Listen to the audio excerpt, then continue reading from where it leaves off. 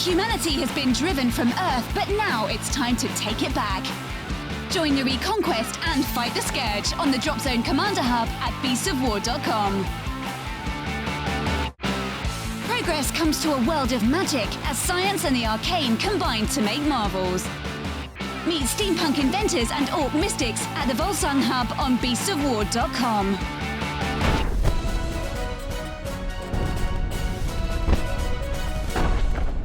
Hi guys, and welcome to the Bull Action Locked and Loaded show. Of course, I am John, and today I am joined by Rich. And we're going to be talking about platoons and how they work in Bull Action and what some people maybe haven't realised about. Yeah, exactly, yeah. In Bolt Action, in the core rulebook, you'll see that we've got what's called the Reinforced Platoon List, which is essentially, it's the way that we organise our forces in Bolt Action.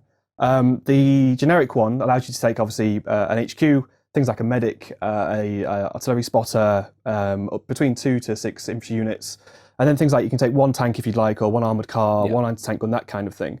And that's our way of keeping forces sort of balanced, and that's the way we found through playtesting, that kind of thing, to keep things nice and simple and make them work in Bolt Action best.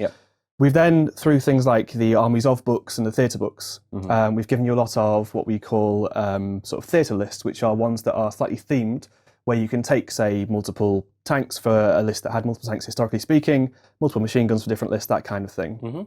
But what people have maybe sort of skimmed over is in the core rulebook, we explain that you can use multiple platoons within your force. So if you have a big game, sort of 4,000, 6,000 points, obviously that list, the standard list, is going to be a little bit limiting. Whereas if you want to, as everyone does, take multiple tanks, take platoons of tanks, huge amounts of whatever you want, you can obviously use multiple platoons to get those in. And what we've got today is we've quickly sort of list bashed a couple of armies here to show you at even a small points level how you can get multiple of the same unit in. So I've got a sort of Pacific themed marine list with multiple machine guns. Well, we'll bring them both up here. And you can see the two layouts that we have here. So I've got all my Brits all lined up over here, and you've got your American force over there. Exactly. So let's quickly discuss what the two lists are. Okay. So if you want to start with the Americans. Yeah, exactly. So this is, again, it's quite an extreme. This is roughly 750 points. So let's start with the core. So we've got one HQ unit in here. He then obviously has to have 2 troop squads in here.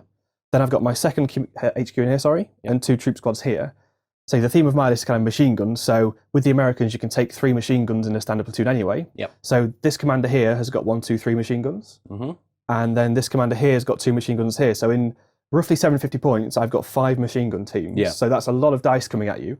I say my big thing, if you've read the newsletter at all, is Pacific. So this is roughly themed around the Alligator Creek, where the machines lined up an entire riverbank with machine guns, waiting for a giant Japanese banzai charge, and just about held them off overnight.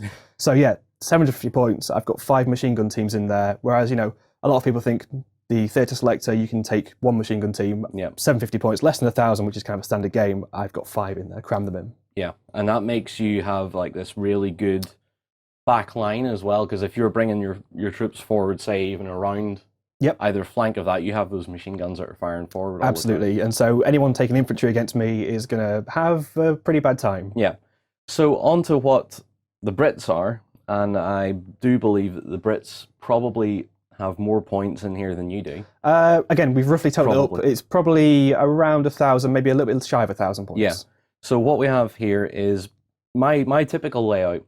So I have my commander here with 2 guys, and then he has his 2 sections of troops here, which are in half tracks. That platoon can take 1 Sherman. Over here, we have another command section here. They have 2 troops, 2 smaller sections, both mounted in Ren gun carriers, and then that platoon can also take a tank.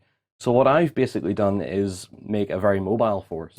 But it has a good lot of heavy hitting stuff in there. It still has a lot of machine guns too. Exactly. 2 tanks and 1,000 points is quite a sight.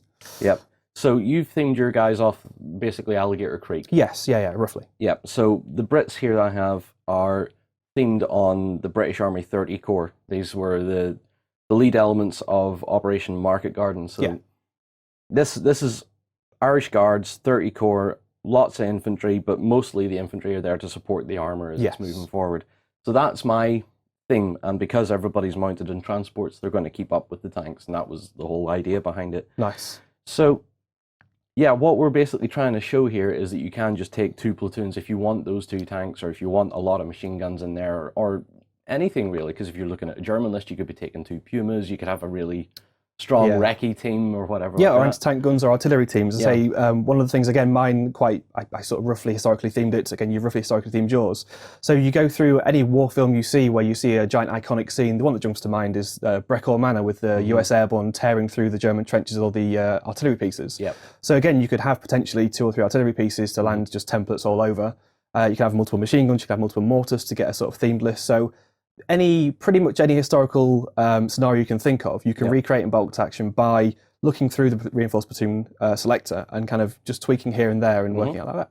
Yeah, especially with the British, because I always love the armor. Yep. So what I've tried to do is with my Bren gun carriers, I minimize the squads, I minimize the points cost of that. Let me get that tank in a bit more comfortably.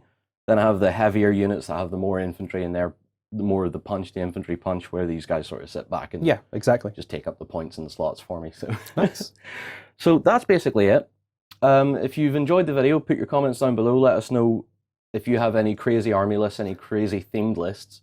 I'd like to see someone that has more tanks than me, but that's not, well, unless you're a Russian player, that's probably not possible. So guys, thank you very much for watching. Put your comments down below, and we'll see you in the next one.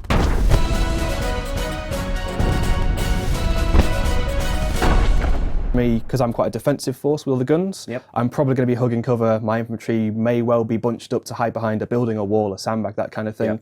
So you're going to want to look for opportune targets to take out, and say once you start laying down pins, you dramatically start reducing the effectivity of the machine guns, of the riflemen, that kind of thing. Yeah, so say for example over here, you have a lot of infantry here that would be